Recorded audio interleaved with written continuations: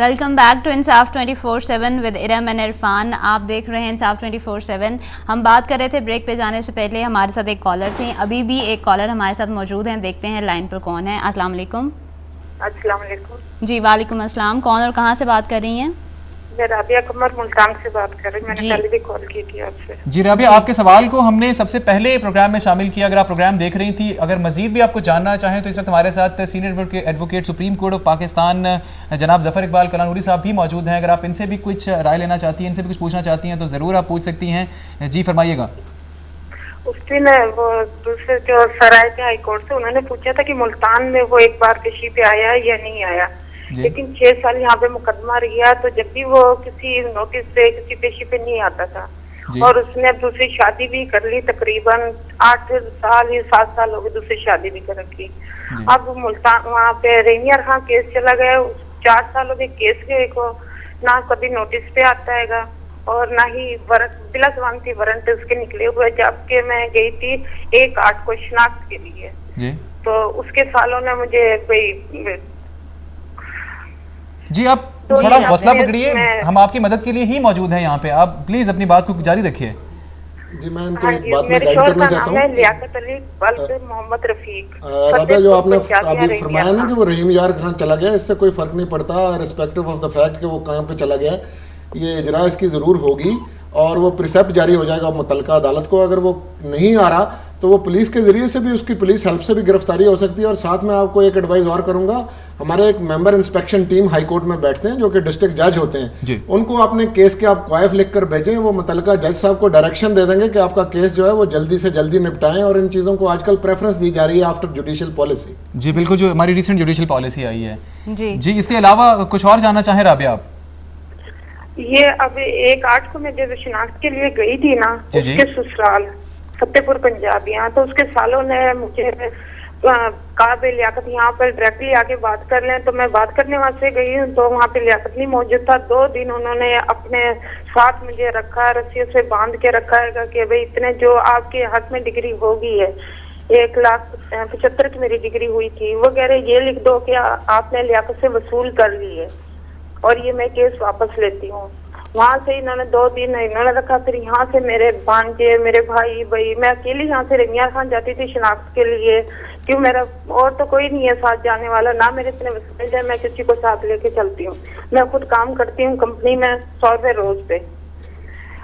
अभी भी देखें, अगर उन्होंने आपसे जबरदस्ती कोई दस्तखत वगैरह करवा लिया ना तो आपको पुलिस के अंदर ये मामला रिपोर्ट करना चाहिए। नहीं, फिर मैंने तो कुछ भी नहीं किया था, मैं बस ये कह रही थी कि अच्छा करती हूँ, लेकिन मैं वहाँ से जब मेरे भांजे वगैरह आए मुझे लेकर वहाँ से आए तो मैंने डायरेक्टली यहाँ अदालत में रेनियर खां केस किया। वहाँ के SHO हैं इकबालाबाद के, उन जज साहब ने आर्डर कर दिया कि उसके सालों को लियाकत को गिरफ्तार किया जाए। जब उसको गिरफ्तार करने के आर्डर लेकर मैं गई हूँ तो जो वहाँ के SHO साहब हैं उन्होंने कह दिया पंचायत रखते हैं, आप सुलह कर लें, सफाई कर लें। कल भी उनकी पंचायत थी, मतलब मुझे कहीं से भी इंसाफ ना मिल रहा है। और एक उसकी प्राप्ति कुछ भी नहीं है, जब जो उसकी थी उसने बीवी के नाम की है। जी आप मेरी एक गुजारिश सुन लीजिएगा राबिया, अगर आप मुनासिब समझें तो आप अभी अपनी कॉल बंद मत कीजिएगा। मैं आपकी कॉल वापस स्टूडियोज में ट्रांसफर करता हूँ। आप अपनी जो है बात, अपना नंबर जो है, अपना कॉन्टैक्ट नंबर अगर ड्रॉप करा दें, आउट ऑफ द वे जाके भी हमें अगर आपको हेल्प आउट करना पड़ा तो जरूर हम कोशिश करेंगे, क्योंकि मल्टीपल इश्यूज हैं जिस तरह से आप बता रही हैं। काइंडली अपनी कॉल मत ड्रॉप कीजिएगा और अपना नंबर जो है हमारे स्टूडियोज में ड्रॉप कर दें। जी thank you very much. Thank you very much Rabia हमारे साथ मुल्तान में। सर कुछ चीज़ें देखने में आती हैं, इतने मल्टीपल इश्यूज हैं, कुछ समझ में नहीं आती। पुलिस जो है हमारी गर्दी वो भी एक जगह पे उसी तरह से कायम है जिस तरह से आपने बताया कि वहाँ जाके उनको हरासा किया जा रहा है। इसी को लेके आगे बढ़ेंगे, एक और कॉलर को प्रोग्राम में शामिल करेंगे। जी अस्सलाम वालेकुम। जी वालेकुम अस्सलाम। कौन और कहाँ से बात कर रही हैं? मैं नौशीन बात कर रही हूँ कराची से। जी नौशीन साहिबा, क्या क्वेश्चन है आपका? मेरा क्वेश्चन ये है कि मेरी शादी को 14 साल हो गए। ठीक है। और मेरे मियाँ की कभी भी अंडरस्टैंडिंग हुई नहीं। ठीक है। मतलब हर वक्त वो मुझसे काफ़ी एज डिफरेंस है, सब है। और मैं बहुत तंग आ गई हूँ क्योंकि 12 साल पहले, वो 13 साल पहले, शादी के 1 साल बाद ही मेरा बड़ा बेटा होने वाला था जब उन्होंने मुझे डिवोर्स दे दी थी, 1 तलाक दे दी थी। फिर अभी लास्ट संडे को उन्होंने मुझे दूसरी डिवोर्स दे दिया। अब इस्लाम के लिहाज से मेरा ख्याल नहीं है कि अब हमें साथ रहना चाहिए, 2 के बाद कुछ ना कुछ तो होता होगा ना। सही। और मैं अब साथ रहना नहीं चाहती, लेकिन अब उनका कहना ये है कि अभी वो मुझे 4-5 साल मजीद तलाक नहीं देंगे तीसरी, ताकि मेरा जो बच्चा है बड़ा वाला, जब तक वो मैट्रिक नहीं कर लेता तो बच्चे कौन पालेगा। ठीक है, ठीक है, थैंक यू वेरी मच आपके क्वेश्चन का। अभी हम आपके क्वेश्चन को आंसर करते हैं। इससे पहले कि हम ये क्वेश्चंस का आंसर करें, मैं वापस ईमेल पे जाना चाहूँगी। ईमेल जो हमने प्रोग्राम में शामिल की थी, उनका क्वेश्चन ये था कि अगर दोनों बाप और माँ जो है दोनों एक बराबर हैं बच्चे की कस्टडी के लिए, तो उसमें कोर्ट कैसे डिसाइड करेगी कि जो है वो माँ को देनी चाहिए या बाप को? देखें जी, बच्चे का मफाद जो है ये अदालत के लिए मुकद्दम होता है। Welfare of the minor is the supreme consideration. जब इसका तयन कर रहे हैं तो पहली बात तो मैं ये बता दूं कि बच्चे को मेंटेनेंस देना बाप की जिम्मेदारी है, बेशक वो चांद पे भी चला जाए। और अगर माँ के पास वसाइल नहीं है तो ये कभी भी अदालत जो है वो इस चीज़ को कंसिडर नहीं करती कि वो माली लिहाज से अगर कमज़ोर है तो बच्चा जो है वो बाप को मिलेगा, ऐसा नहीं होता। अलबत्ता जो इस्लाम का कानून है उसके मुताबिक एक ख़ास उम्र है जब तक कस्टडी जो है या हजानत जो है वो माँ के पास रहती है। 7 बरस तक की उम्र तक बेटा और बलूगत तक जो है वो लड़की जो है वो माँ की हजानत के अंदर रहेगी। ये ही कानून है और समझा ये जाता है और अदालतें फैसला करते हुए देखती हैं कि जिस तरह इस्लाम ने जिस चीज़ को मुफाद में कहा है, अदालतें भी उसी मुफाद में समझती हैं। इस बुनियाद के ऊपर फैसला नहीं होता।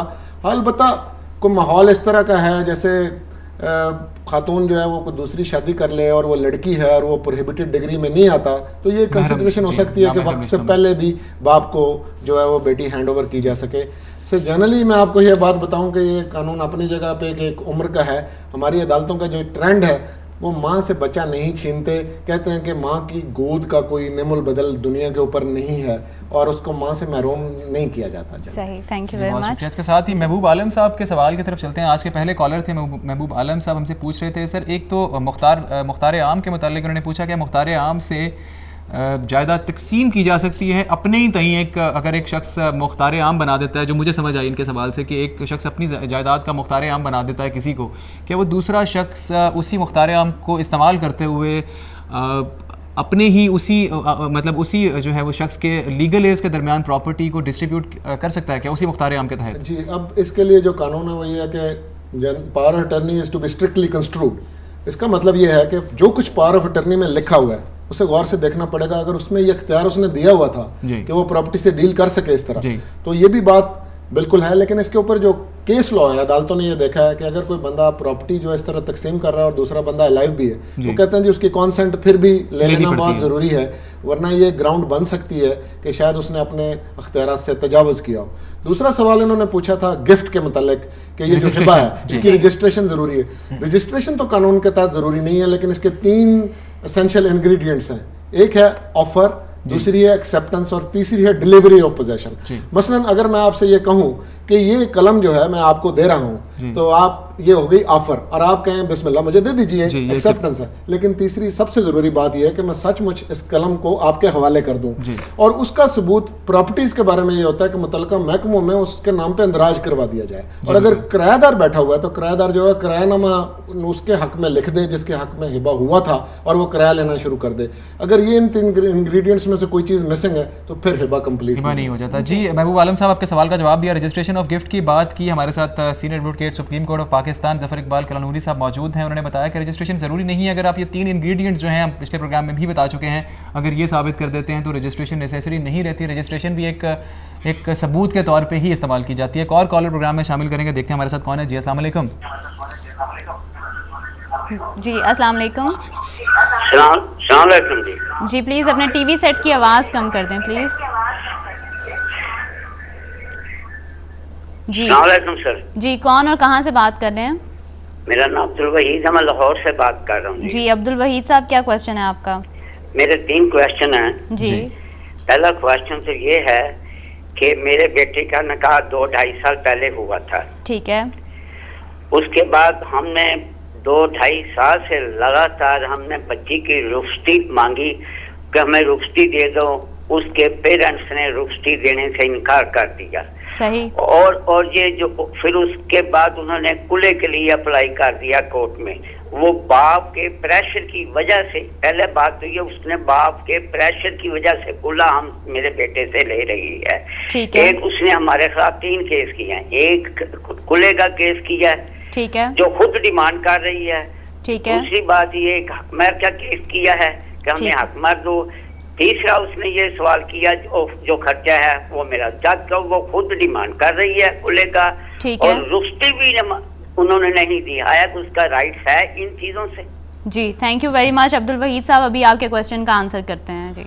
जी आपने जहाँ तक ये बात की है ना, रुखसती क्योंकि नहीं हुई और ख़ातून जो है वो खुला की ग्राउंड के ऊपर जो है तलाक लेना चाह रही है, ये कुरान पाक ने ख़ातून को एक हक दिया है कि वो इस हक का इस्तेमाल करते हुए तनसीख निकाह बज़रिया खुला का दावा जो है वो फैमिली जज के पास कर सकती है, लेकिन इसके लिए उनको अपना हक महर छोड़ना पड़ेगा। ये लाजमी बात है कि जब तक वो हक महर नहीं छोड़ती उनको खुला की ग्राउंड पे तलाक नहीं होगी, ये एक बात तो ये तय होगी। दूसरी बात है कि एक और कानून है कि ऐसी खातून जो अपनी जिम्मेदारियां बतौर एक वाइफ के अदा करने के लिए तैयार नहीं है, वो मेंटेनेंस की हकदार नहीं है, उसे नान व नफ़का नहीं मिल सकता, तो वो भी इवेंचुअली उसको नहीं मिलेगा। लेकिन फैमिली कोर्ट में आप उसको ये फोर्स नहीं कर सकते कि वो ज़बरदस्ती आपके बेटे के साथ बंधन में रहे।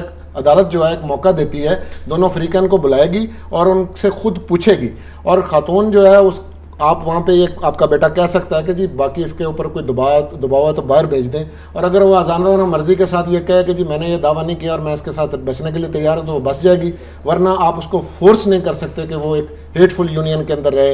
ये ना तो इस्लाम का मंशा है ना कानून का मंशा। जी यहाँ पे एक बात है सर, जिस तरह से अभी आपने इनको बताया कि हक महर के लिए भी वो इंटाइटल नहीं रहती खुला के बाद, लेकिन अक्सर खुला के केसेस में जो हस्बैंड की साइड से कॉन्जुगल राइट्स का जो है वो रिटर्न रिप्लाई कर दिया जाता है और उसके बाद वो कंसोलिडेट कर दिया जाता है सूट्स को, तो कॉन्जुगल राइट्स का भी क्या इनके पास इख्तियार है कि अगर उस तरह से दावा कर देते हैं उसमें भी अगर हक महर नहीं पे किया तो उसका क्या स्टेटस होता है कि हक महर पे नहीं किया और आपने जानशोई का दावा कर दिया, तो उसमें क्या ख़वातीन के पास कोई एक्स्ट्रा एज नहीं होता क्या? नहीं जी, अगर आप दावा इस तरह का कर देते हैं तो उसमें यही होता है कि हक महर का ये है कि अगर खातून ने हक महर लिया हुआ है तो उसको वापस करना पड़ेगा, और अगर उसने नहीं लिया हुआ तो फिर उसको माफ करना पड़ेगा, तभी खुला की ग्राउंड पर तलाक होती है। ये दावा आदा है हुकूक ज़ानो शुई, जिसे आप रेस्टिट्यूशन ऑफ कंजूजल राइट्स का दावा या बाजू दावा कहते हैं, उसके जरिए से भी खातून अगर फिर भी खामद के साथ बसना नहीं चाहती तो ये बकरी तो नहीं है जैसे बांध के कहीं पे ले जाए, इस तरह जबरदस्ती नहीं की जा सकती। बिल्कुल सही जी। आप देख रहे हैं इंसाफ 24/7 विद इरम एंड इरफान। यहाँ पर लेंगे एक छोटी सी ब्रेक और ब्रेक के बाद वापस आते हैं और डिस्कस करते हैं आपके आइली मिसाइल। कीप वॉचिंग इंसाफ 24/7।